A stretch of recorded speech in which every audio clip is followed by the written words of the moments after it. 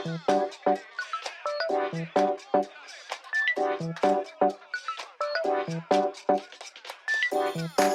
sahabat bahasa dan pembelajar bahasa dimanapun kalian berada, bertemu lagi dengan saya Wawan Yulian dalam channel pembelajaran bahasa Indonesia.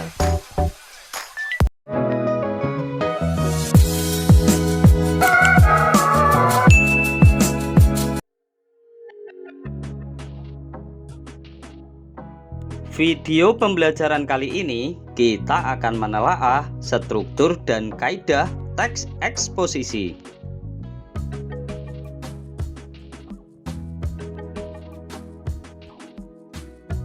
Setelah mempelajari materi ini, kalian diharapkan mampu mengidentifikasi struktur dan unsur kebahasaan teks eksposisi yang diperdengarkan atau dibaca. Materi pembahasan dalam video pembelajaran ini meliputi 1. Struktur teks eksposisi dan 2. Kaidah kebahasaan teks eksposisi.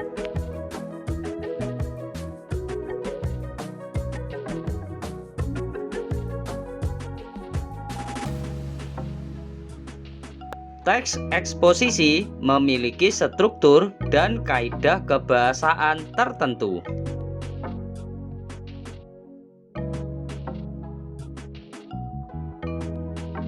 Pemahaman struktur dan kaidahnya itu sangat penting agar kita bisa membedakan teks eksposisi dengan jenis teks lainnya.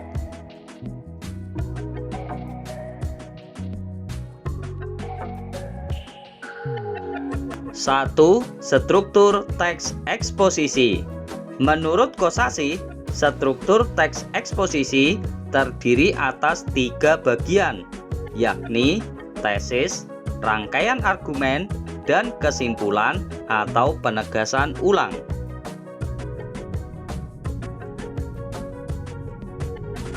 Bagian-bagian struktur teks eksposisi tersebut adalah A. Tesis, yaitu berupa pengenalan isu, masalah, ataupun pandangan penulis secara umum tentang topik yang akan dibahasnya. B. Rangkaian argumen, berupa sejumlah pendapat atau argumen penulis sebagai penjelasan atas tesis yang dikemukakan sebelumnya. Pada bagian ini dikemukakan pula sejumlah fakta yang memperkuat argumen-argumen penulis. C. Penegasan ulang, yaitu sebagai perumusan kembali secara ringkas. Bagian ini sering pula disebut kesimpulan.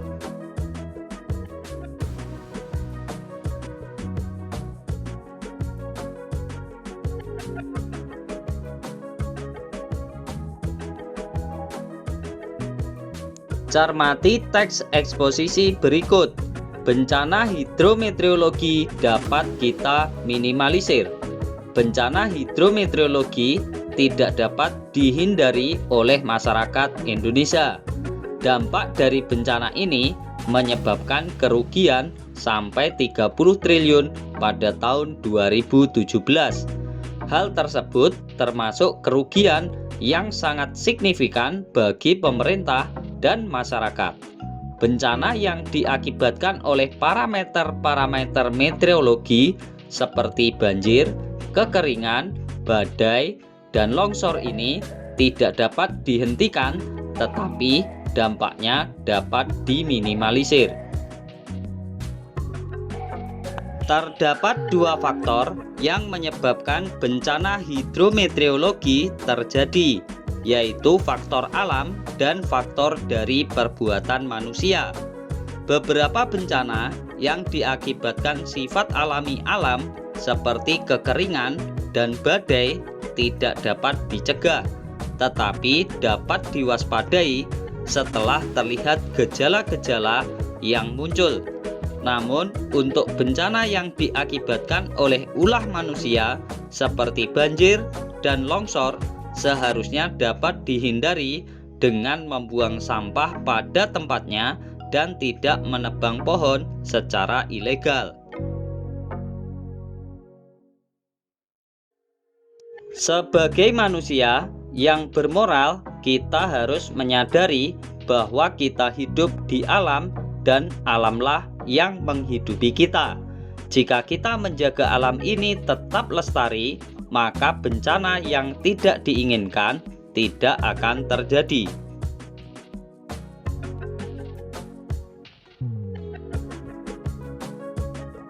Selanjutnya, mari kita menalar struktur teks eksposisi tersebut.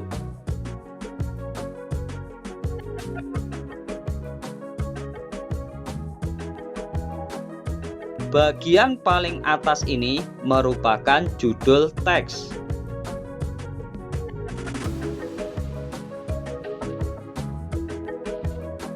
Bagian tesis dalam teks eksposisi ini terletak pada paragraf pertama dengan ide pokok bencana hidrometeorologi tidak dapat dihindari oleh masyarakat Indonesia.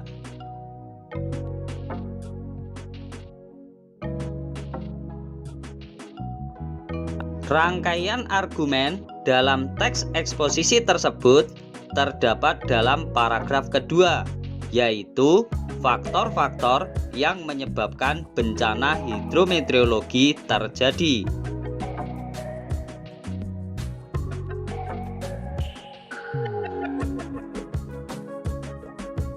Selanjutnya, bagian kesimpulan atau penegasan ulang teks eksposisi tersebut terletak dalam paragraf terakhir yang memuat ide pokok bencana tidak akan terjadi jika kelestarian alam terjaga.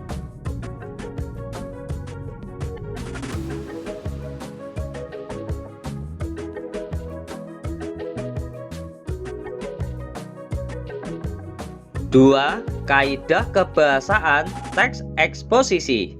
Teks eksposisi memiliki karakteristik kebahasaan atau kaidah kebahasaan sebagai berikut. A. Menggunakan kata-kata teknis atau peristilahan yang berkaitan dengan topik pembahasan.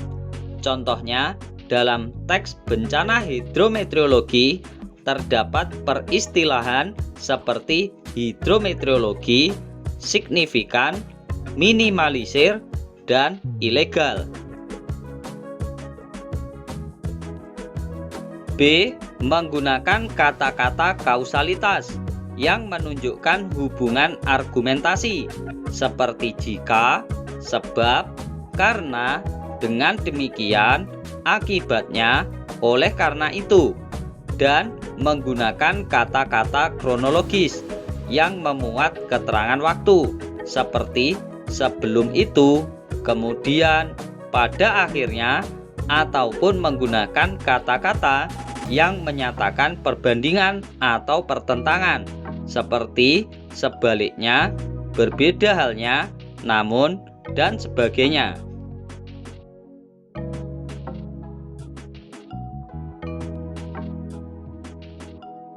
C. Menggunakan kata-kata kerja mental, yaitu kata kerja yang mengekspresikan sikap atau respon seseorang terhadap suatu tindakan atau pengalaman.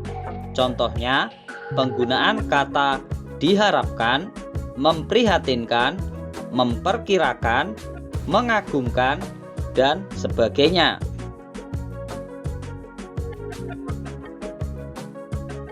D.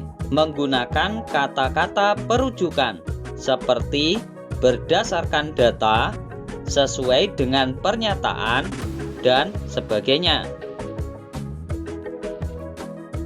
E. Menggunakan kata-kata persuasif atau mengajak seperti sebaiknya, harusnya, diharapkan, dan menggunakan kata-kata denotatif, yaitu kata yang bermakna sebenarnya atau kata yang belum mengalami perubahan ataupun penambahan makna.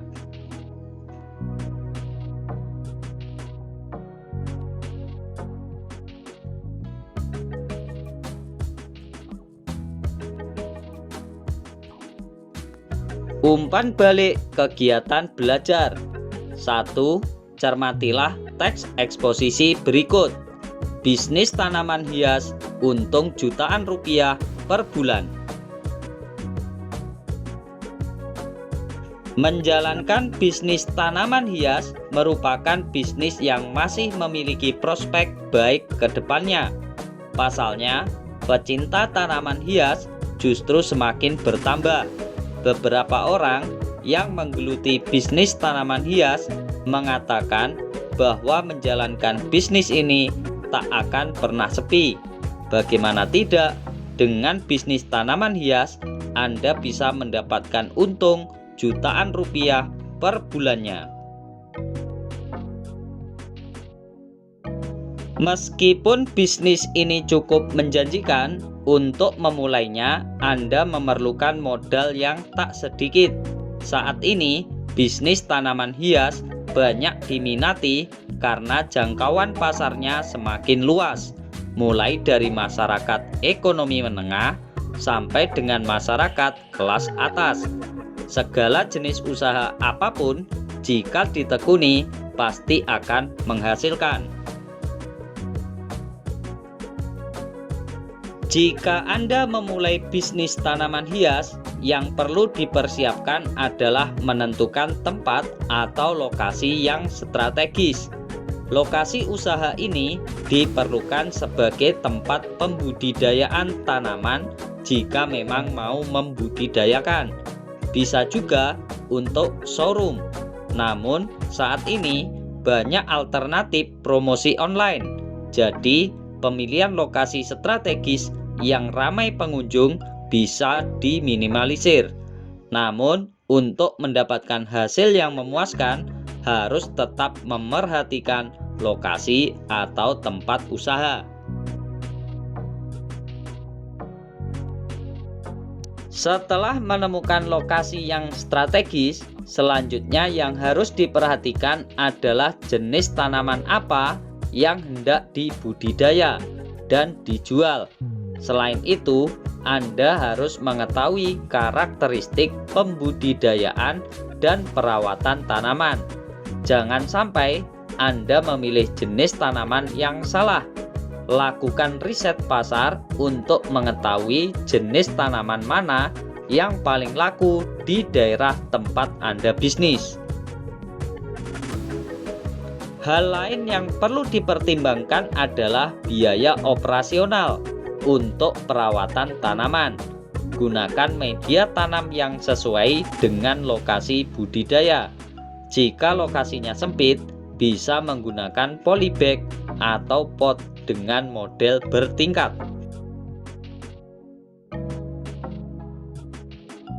Setelah semuanya siap, tahap yang paling penting adalah memilih model promosi. Jika Anda sudah memiliki tempat yang strategis, akan lebih mudah untuk menjual tanaman hias. Namun, jika lokasi tempat bisnis masih sepi, Anda bisa melakukan promosi dengan kartu nama ataupun brosur. Selain itu, Anda juga dapat memanfaatkan media online. Sosial media yang menjadi sarang konsumen bisa dimanfaatkan sebagai media promosi yang murah dan efektif.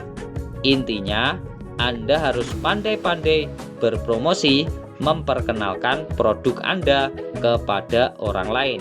Sumber pertanianku.com.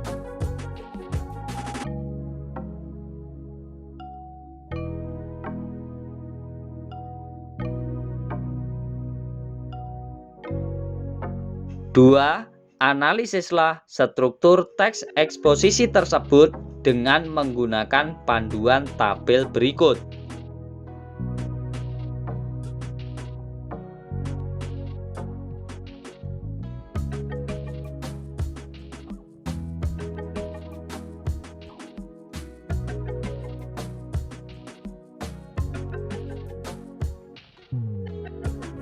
Tiga, analisislah kaidah kebahasaan teks eksposisi tersebut dengan menggunakan panduan tabel berikut.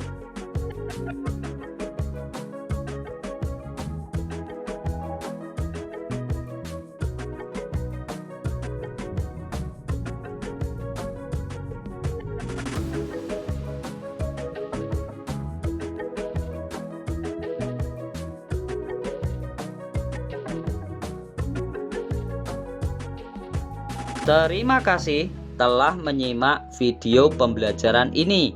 Semoga dapat menambah wawasan dan kemampuan berbahasa kalian.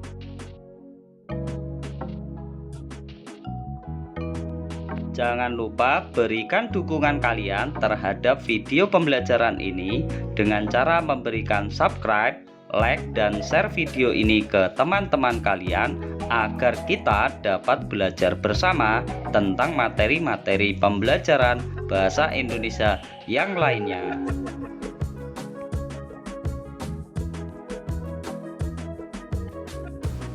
Sampai bertemu lagi dalam video pembelajaran bahasa Indonesia berikutnya di channel pembelajaran bahasa Indonesia Wawan Yulian.